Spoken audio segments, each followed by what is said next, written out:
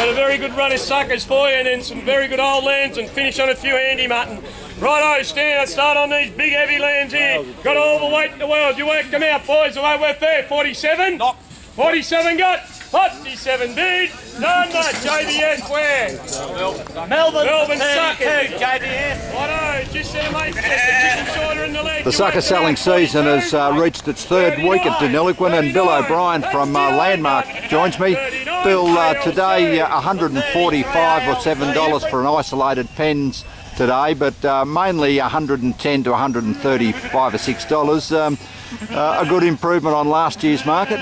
Yeah, it is on last year's, Murray. Even we were fortnightly market, and we're pretty similar to where we were a fortnight ago. We missed the drop that happened after our sale on Tuesday, a Wagga at Thursday, 10 to 15, a bit easy again last week. So it has increased a fair bit on last week's rate. But on last year, the records we were just looking at, last year's suckers sort of principally making 100 to 120 and mainly 100 to 110.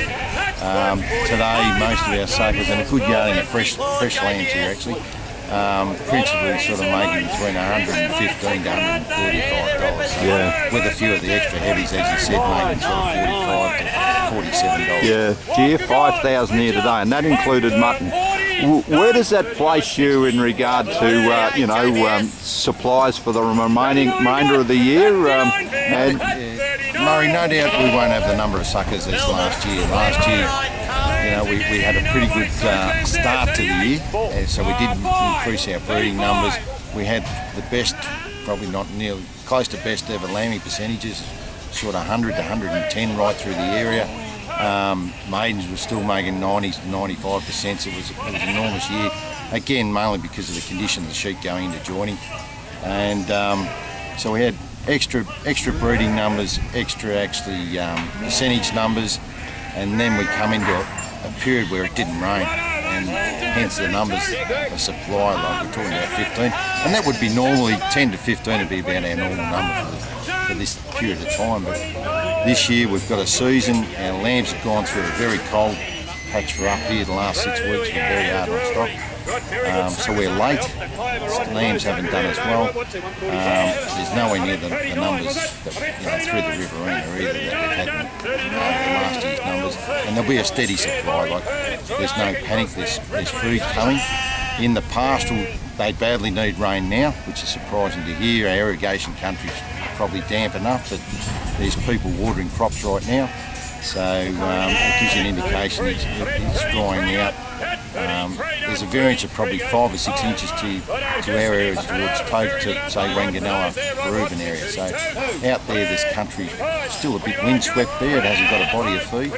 A lot of people drive through the area and see the stock route and see, feed 6 or 7 inches high and think it's right through the paddocks, but it's just there because there's no stock on it. Yeah. Now, we were talking before, lambing percentages out in that station country haven't been brilliant. No, like it's the been rest a of very tough year, Murray. 65 to 75%, sort of probably an average right through. It's been a big concern, it was a big shock, but again, hindsight, producers looking back and saying, well, we didn't have the use. They were probably on a slide instead of an uphill scale at joining. Yeah. And, it was warm enough back through here in November, December too. So I don't think it's, the heat that's done it. It's more probably the condition of the sheep going in. We're on a downhill scale than an uphill scale. So can we take from that, Bill, that we might have a small flush come early, and then we will see a later supply come through if the spring rains come? I think you're right, Murray. And our concern will be if we don't get a season continuing on. We still may get a glut in that October period. Yeah. Lambs have to go, but hopefully we'll just have a steady flow. Probably be more lamb shorn, but depends on the market. If it keeps in this rate, people will take their $90 to $100 anyway. Yeah, and generally speaking, the lamb's just not out there in the volume that we've seen in the last couple of years. No doubt about that. So fingers crossed we can keep the prices up here and keep a good steady cash flow.